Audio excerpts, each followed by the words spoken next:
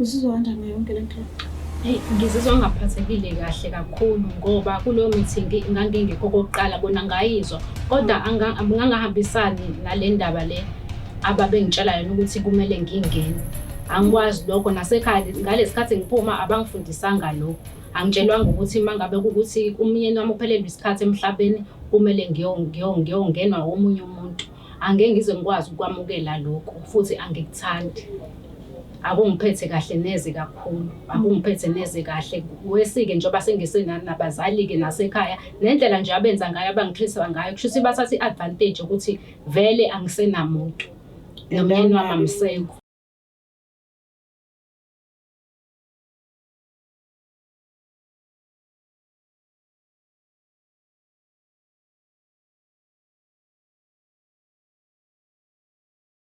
Ngiyanibingelela nonke ababukeli be-Black Life TV kuhlelo esilibiza ngokuthi Enough is Enough. Igama lami nginguStufuza Dlangamandla Zulu. Umngwenyakomo Msavukazi Mvuleni, intokazi yazalwa Mkhize. Namhlanje-ke ngivakashela usisi wami othi khona lento esithe ngci kakhulu emoyeni wakhe and afisa ukuthi mhlambe ixazululeke. So njengoba ela ingoba nakho uyalibona ithemba lakho ukuthi angase asizakale futhi angase angasizakali kodwa mina ngithi asike sihlaleni la sithi khona uzokhona ukuthi asizakale. So-ke asike sizwe ukuthi sithini isitori sakhe. Sawubona kunjani?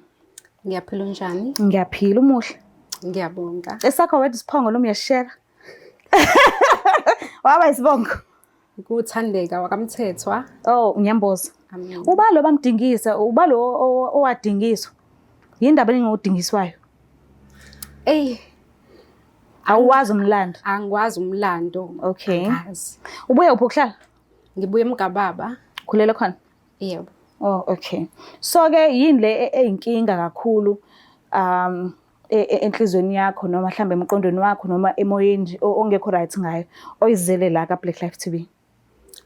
Sisi nginenkinga la.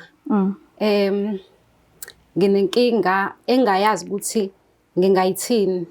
Sekwanele. Sekwanele and sengikhathele. Kwenzakalani?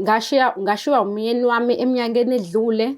Ngashiya umyeni wami ngihlushwa obhuti basemzini abadala. Oh, okay. Ngihlushwa obhuti basemzini abadala. Angisenabazali, angisenabani. Ngezela ukuzogana la ekhaya kaMthetho. Ngezela ukuzogana la ekhaya. Oh, uganele kaMthetho. Yebo. Uzalwa kwabani? Ngizalwa kaKhumalo. Oh, uMashobane. So washada wasina noma mhlambe kwakusagcine amalobolo wase wa move wayohlala ekhaya kaMthetho? Wenzeni uqedile yonke into? Bengakaqedi yonke into. Ngaya kohlala kaMthethwa ngesimo sokuthi ngasheshe ngashiwa abazali kanti ngizovele ngithola umendo futhi. Oh, so kwalotsholwa mhlambe zahamba izibizo kaKhumalo noma mhlambe kwagcineka kanjani? Kwagcina kephi? Ngagcina ngiceliwe ngagana ngase ngiyalotsholwa. Kodwa ngokomthetho kwakufuze kuba engabe ngisasekhaya kodwa ngesimo sokuthi ngagcina nginabo abazali basheshe bangishiya emhlabeni ngahamba ngayohlala emzini. Oh, okay, no ngiya-understand. Manje umyeni-ke mayehamba mhlambe uhamba ngendlela ukuthi wagula noma mhlambe wangena engozini thizeni kwenzakalani? Umyeni wami wangena wabasengozini yemoto. Oh, asikisi wathulela lapho. Yebo, kwaba isimo esiphuthumayo nje. Okay. Singalindelekile. Mhlambe imuphi lo nyaka? Kwakunyaka ka-2023. Okay. So-ke uhleli-ke la ekhaya emva kokudlula kamyeni wakho emhlabeni, usazilile kusaseyinsuku zobuhlungu bokuphethwe kanjani ekhaya? Bebevele bekuhlukumeza or kwakusase right ngaleso sikhathi esanda kuhamba umyeni? Kwaqala kwabe ngase kuba right, kwahamba isikhathi, kwaba khona ushintsho olenzakalayo. Kwaba khona ushintsho olenzakalayo, babuye sebephuzile. Okay. Nje kwashintsha nendlela bekwenzeka ngayo before ingasafani neyasekuqaleni. Kwashintsha izinto nje babuye bephuzile bangwashisa ama-underwears abo. Umyeni wami-ke wangishaya nabantwana ababili. Nasekamerweni kade lala kuyena lona elomyeni wami sekulala ubhuti omdala okuyena ubhuti wakho omdala. Umnyeni wakho owesingaki? Umyeni wami owokugcina. Bangaka beza ngaphambi kwakhe? Abafo ababili abadala. Ayikho intombazane? Ayikho.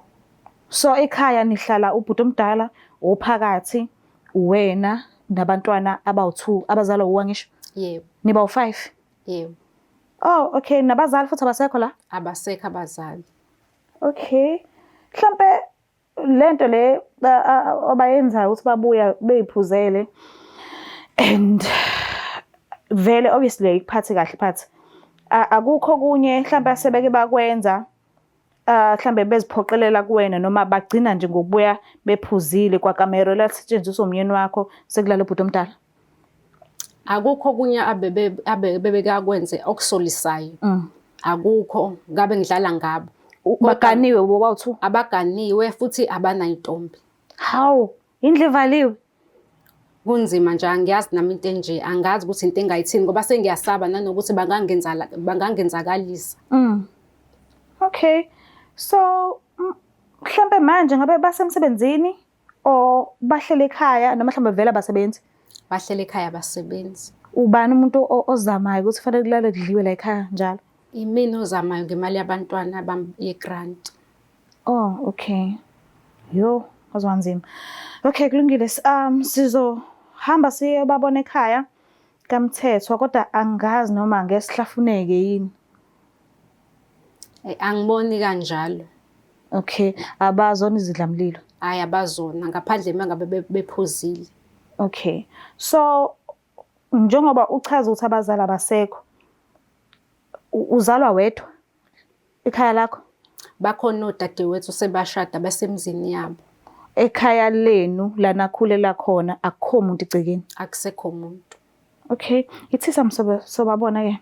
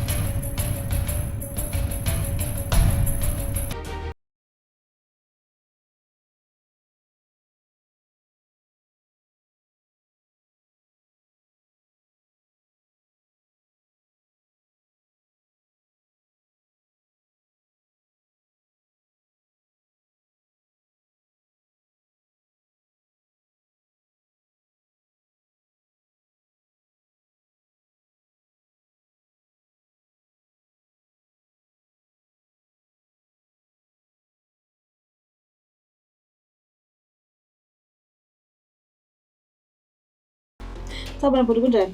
Yebo njani sisi? Siyaphila nathi. Siyaxolisa sivele sitheleke singasho ukuthi sisiza. Kodwa ke asihambi kabi. Futhi kahle asihambi kahle. Nangu sisukubhalelile kwishow ethi enough is enough. Mina ke ngumamtolo ngokandlela. So sibuya eThekwini. Udaba esihamba ngalo lithe ukujula kancane kodwa lona lubalekile ngoba usisi akekho right ngalo. So ngiyacela nje umnezi isikhathi umlalelo usikahle kahle yini afisa ukisho. Hayi akunankinga. Siyabona. Baba omdala njengoba njena wazi ukuthi ngahanjelwa umyeni ngeza ngazogana la kaMthethwa. Nginenkinga lana kunento engangiphathi kahle eniyenzayo nobhuti omunye omdala. Njengoba ngezile ukuzogana lana kunento eseniyenza kwabe ngathi emva kokushona komyeni wami kwabe ngathi zonke izinto zihamba kahle ekuhambeni kwesikhathi ngabona ngathi seniyangijikela seniyahamba niyophuza nibuye ningwashise izinto ningwashise ngisho ama-underwear zenu ningiforce seningikhiphe ngisho nasekamerweni ekade lilala umyeni wami angisenandawo nje nabantwana bami iyona lento engilethela engangiphethe kahle.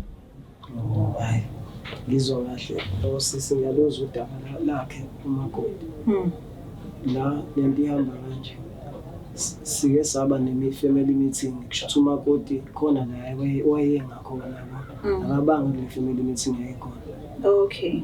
Yamphutha. Mhlambe ngasiphi isizathu ngoba phela naye elinye lamalungu omndeni. Why mekubanjwe i-meeting yena asimayisahambile ibanjwe ngibona khe ngekho. Mhlambe beyingekho indlela ukuthi nimlinde azabuye. Kwaba lelo phutha-ke lelo vele ukubambeni kwethu le meeting yayingekho yayingayo ngoba yena yayingayo kwafuna sikhulume njengomndeni njengoba nje kuyimina umfowethu nezihlobo zasekhaya.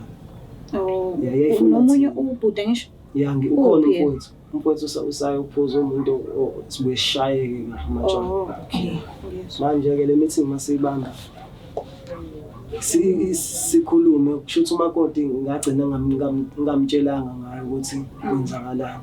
Umakoti njengoba kwenzeka kanjena kunodaba lama-washing lawo kahle njengoba naserumini sengaze ngashifta ngazongena ngoba ngangifuna kahle ukuzohlala nawe yikona ukuthi angikutshela iqiniso kahle. Wena makoti lento ihamba kanje, wena njengoba kwashona umfowethu wena kunodaba mina ngishawa amandla kahle funa ngibambe isikhala samfowethu kahle ngingene ubomakoti wasekhaya inkinga amandla ngoba kusafuna ngithi awusinanga kusafuna ngikusiniseke mina ugcina uthelwe ngenyongo ubuye ubomakoti walekha aqhubeke nje usiko njengoba usiko la uZulu uyalazi namakoti ngeke size simiyeke umakoti wakithi ahambe kanjalo. Manje mawungena ekamereni lakhe wasephuma eyolala kuphi? Walala lapha na edaningi ngoba phela indlu yasekhaya incane. Kodwa-ke umakoti ngoba usuyalazi lolu daba lokuthi mina njengoba ngizama ngitohoza ekugcineni mina kufuna sakho ubudlelwane nawe hayi ukuthi leyo nto kuyimpoqo kahle. So njengoba uthi awukakabi namandla ukuthi ungene okusho ukuthi awenzi lutho naye ejulile ngoba ulala wedwa ulala kwenye indawo. So why ubumqala ngokuthi fanele akuwashele impahla zakho nama-underwears kanye nobhuti wakho ngoba usakushilo ukuthi awukabi nabamandla. Why ungemenzi isilokho usunawo amandla uzokwenza konke kanye umngeni? Hayi phela wesisi umakoti wayezogana lekhaya nomfowethu wayemwashela kahle njengoba sengisho ukuthi mina sengifana nokuthi umakoti wami ngoba ngeke azayekelelwe usiko lakaZulu liyaziwa-ke leyo nto ayiyona into efuna ukuchazwa nje leyo makoti uyazi usiko laZulu nawe sisi uyazi akuyona into. Yes, mina ngiyakwazi lokho akuyona into engiqalekisa kodwa engikwazi mina ukuthi ovumelekile ukungena umakoti kamfowabo usuke naye enomakoti. Awukwazi ukungena umuntu ungakazi uqalisa ukuthatha umakoti wakho. So uphiko wakho umakoti kuyima uzoba namandla ukuthi uthathe nangumakoti kamfowethu. Kwenzakalani-ke sisebenza imisebenzi esa-right ngalesa sikhathi. Nayo umfowethu lo omunye omncane njengoba sibathathu mina njengoba ngikuyimina omdala besisebenza kahle umfowethu-ke wagana oqala sina singakathathi kahle besithi abantu abaney'ntombi kahle mayithatha umfowethu avele kusho ukuthi asitshele ukuthi unamandla amancane simhlangabeze-ke la samhlangabeza khona samhlangabeza nje umfowethu ukuze kube khona njengoba amakoti ukhona nje la umfowethu angazi noma ukutshela ukuthi sahlangabeza njengoba sila besikudinga kahle uyadingeka vele la ekhaya njengoba ngingasanabazali ngeke futhi uzuye endawo wena wala ekhaya funa ukuthelwe ngenyongo manje njengoba ngitohoza nje funa nje uthelwe ngenyongo ubuye uzela uhlale nje ngokuphelele la ekhaya. Yeah, mina ngiyakunderstand lokho kushoyo futhi njengoba uthi namhlangabeza umfowenu ukuze athathe umakoti mhlambe sike sizwe vele ukuthi even obaba emakhaya babe bajwayele ukusiza amadoda nabo ukuthi babalobolele kodwa lokho kwangingasho phela ukuthi abalaleli umakoti ngoba nakho besifakile isandla babengakwenzi lokho. So mina ngifuna ukuzwa igunya elibambekayo lokuthi umwashise ingubo zakho. Ngifuna izathu sibambeka because uyachaza ukuthi akaphatheka ayimphethe kahle le nto le. Hayi makoti ngizwa kahle nawe sisi lento ayishoyo and iyazwakala kuyikona ukuthi njengoba ngichaza nje ukuthi umakoti ngisamkhwenyana sabakhwenyana kodwa angimkhulumeli kumfowethu omncane usethatha usebusho ubone mina ngikunika iwashing waseyiletha nayo mina kahle makoti mina umuntu oqondene nawe umfowethu omncane ngizomtshela ayeke ukudlala utshwala kahle mina oqondene nawe eqinisweni makoti wena nje mina nawe kufanele ucace ukuthi kwenzakalani lokho engikufisa kahle. Ngiyakuzwa but angiphiki lutho but kulokho Uthe nabamba i-meeting wayengekho. Yebo. And awukazi uzomtshela lutho, umtshela usumfuqa ngendlela ngesimanga sokuthi yena useze wakuveza phezu kwetafula ngekho happy ngakho. Ukuba akaza kuveze ubeyotshelwa nini kahle kahle angaboni ngezinto sezenzeka athathelwe phezulu phela akaseyena umntwana. Umntwana kuphela ungamkhomba ukuthi suku uhambe washe izitsha ungenandaba noma ne-homework afanele yenze noma mhlambe khona into abhizi ngaleso sikhathi and fanele asuke ngaleso sikhathi because umzali uyamtshela ukuthi hamba washe izitsha. Manje yena akayena umntwana futhi kahle kahle akayena umntwana wakho.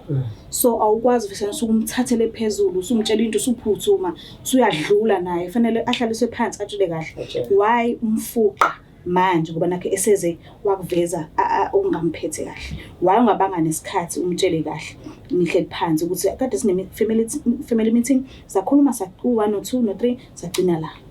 Why fanele umfuqe manje? Ngasho ukuthi sisi lapha kube iphutha kodwa ke ekuphumeni kwakhe kwayilona ekamereni akaphumanga ngokuthi vele ngase ngimvezelile lokho kwasho ukuthi uyanqaphaza uyanqaba akahambisani nakho yabo. Njobe ephumile nje ekamereni kusukela lapho ukuthi vele ukhona ngase ngimtshelile ngihighlighthelile yona ukuthi makoti ufuna ekhambe kanje wase ngoba umuntu ke naye wase ethatha isinqumo sokuthi akaphume ekamereni ngasala kanjalo ekamereni. Uzizwa kanjani yonke lento? Hey, ngizizwa ngaphathekile kahle kakhulu ngoba kulo meeting ngangingekho kokuqala bona ngayizwa kodwa angangahambisani nale ndaba le ababengitshela yona ukuthi kumele ngingene. Angikwazi lokho nasekhaya ngalesikhathi ngiphuma abangifundisanga lokho. Angitshelwanga ukuthi mangabe ukuthi umyeni wami uphelelwe isikhathi emhlabeni kumele ngiyongenwa omunye umuntu. Angeke ngize ngikwazi ukwamukela lokho futhi angikuthandi. Akungiphethe kahle neze kakhulu. Akungiphethe neze kahle. Wesike njengoba sengisena nabazali ke nasekhaya nendlela nje abenza ngayo abangikhulisa ngayo kusho ukuthi bathatha iadvantage ukuthi vele angisenamuntu. Nomyeni wami amseko. Anginali imuva anginali phambili. Anginjalo makoti leyo nto wahlahla isiko ungabuza ngishabakeni ungangisho emumva ke kuyisiko ukuthi umkhwenyana mayengabe ehambile emhlabeni kusakhona abafowabo umakoti uyangena kuyinto eyusiko leyo ayiyona nje into mhlambe wena chapha awuyazi mongabuza abadala abangaphambili bayokutshela into eyenzakalayo ukuthi ke phela manje amasiko siyalahleka. Lo ongena omunye fanele abe nomakoti shuthi yena uzolinda ukuthi ube namandla okulobola umakoti wakho oqala kuyima uzongena yini kwana lokho kusho. Hayi ngiqhubeka naye mina wena ngimthatha ngiqhubeka naye ngivusa umuzi wala ekhaya. Ungakabi nomakoti wakho? Hayi ngiqhubeka naye impela ngeke. Ngeke buda ngicabanga ukuthi isizulu leso. Awukwazi ukuqala ngomakoti kabhuti wakho engekho wakho. Asiphiki ukuthi kuyisiko vele ungenwa.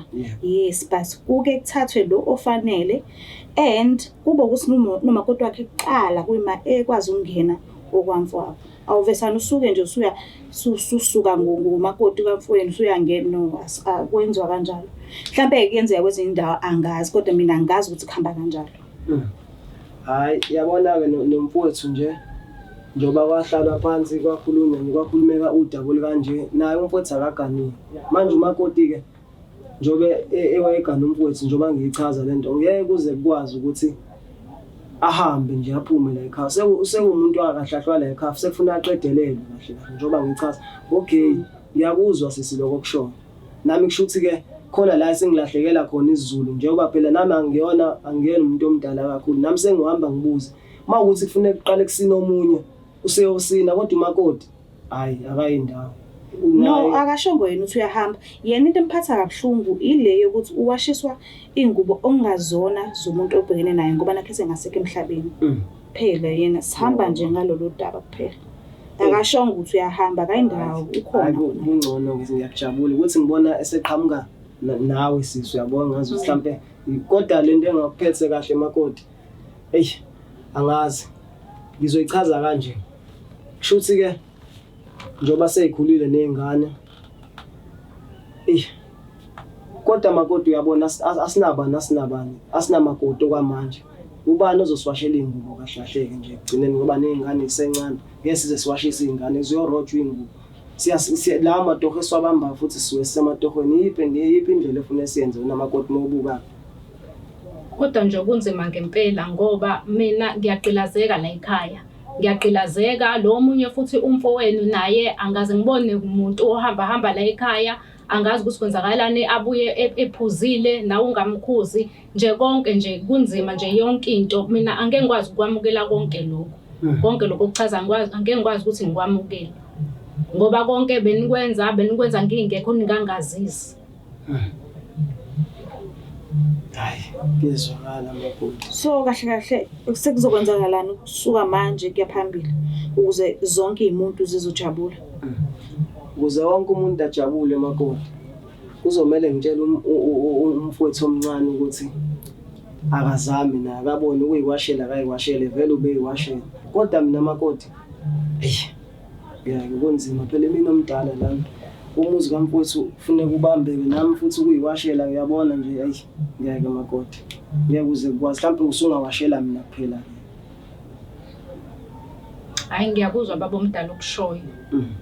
Ngiyakuzwa, isicelo sakho ngiyasamukela. Hawu, angangijabulisa-ke makoti. Hayi, umfowethu lo omncane, hayi sengizomtshela ngeke asayilethi iwashing. Vele uthathelela iwashing, kulethi iwashing nje uthethelela ngokuthi wayebone mina ngilethi iwashing. Ngicela ukubuza bhuti wami, uthe uyasebenza?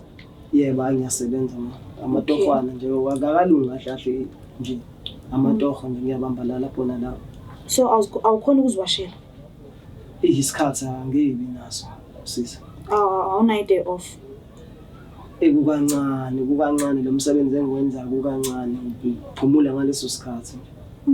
Hayi nongezwa. Mate uyasamukele isicelo sakho, then kulungile ngoba kushuthi kusuka kuyena enhlizweni yakhe. But ngiyabonga nje kakhulu isikhathi siphe sona.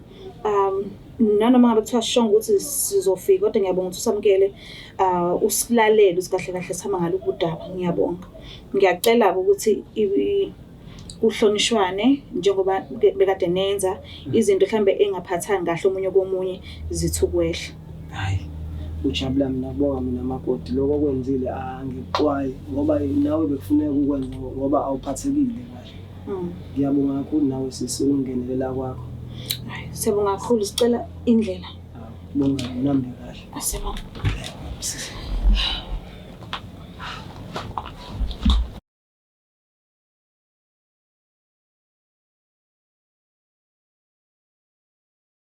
So uzizwa kanjani ukuthi usukhulumile naye wagonyuluka bekusenhlizweni bengakuphathi kahle, manje usenakho ukwazi ukuthi yini nani ongekho right ngayo, wamqonda wakwazi usihlala naye phansi? Uzizwa kanjani? Ngiyalibonga ithuba, ngizizwa angikho right, angakabi right. Nangesimo sokuthi nje indlela abebenza ngayo nanokuthi bangangazisi ukuthi benze meeting bayenze ngingazi mina, kushuthi nje bakhombisa ubugebengu ngoba umyeni wami njengoba engasekho nje, okusho bebethatha advantage, okusho ukuthi umyeni wami mhlambe banaso isandla ekuhambeni kwakhe emhlabeni, indlela bese ngitreatha ngayo. Kona konke nje lokho abakwenzayo ukuthi kumele ngiwasho, angeke ngize ngikwenze lokho. Angikwamukeli. Amaplan engikona okungcono ngincamela ukuthi ngiphume nezingane zami, ngifuna isite mase ngithola amandla ngihambe ngiyokwakha umuzi wami nezingane zami ngaphandle, ngoba angeke ngize ngikwazi ukungenwa enye indoda. Okay, kulungile, ngiyakuzwa kakhulu. Kukona konke nje ngikufisela inhlanhla and angazi ukuthi uzoqhubeka niphile kanjani because okwamanje ubungakabi nawo amandla, njengoba uchaza nje ukuthi ubuvuma ngoba nakho usasekhona, kodwa wena ngeke uzuqhubeke nokwasho because ayiphathi kahle leyo nto leyo. Nanendaba ye-meeting eyenzeka ungekho, shuthi kahle kahle bahamba ngale ngemumva, usuzobona ngezinto esezenzeka. So ngikufisela inhlanhla kukona konke. Ngiyalibonga ithuba, ngibonga kakhulu ithuba eninginike lona nesikhathi senu. Ngiyabonga kakhulu, kuyangijabulisa konke lokho. Ngiyabonga. Mbuke lapha ekhaya na uzibonelele ukuthi isimo sibe njani makukhulunyiswana kahle nelunga lomndeni, and usisi uyakuveza ukuthi ajabulanga nje enhlobo, nanokuthi uvumile ukuthi uzomwashela, uthi ubevuma ngoba nakho befuna nje kuphela indaba asuke phambi kwamehlo akhe, kodwa kahle kahle uyakubeka kuyacaca ukuthi angiyazi ayenze into enjalo, and uzimisela ngokuthi athole istende amuve ahambe uhlala nezingane zakhe. Ngiyacela ukuthi nawe uma ukuthi udinga usizo usi-emailele kuleyo email address oyibona lapha yona escreenini. Ungakhohlwa usubscribe, ulike, ushare. Ngiyangithanda kakhulu. Bye. It's the Black Life TV.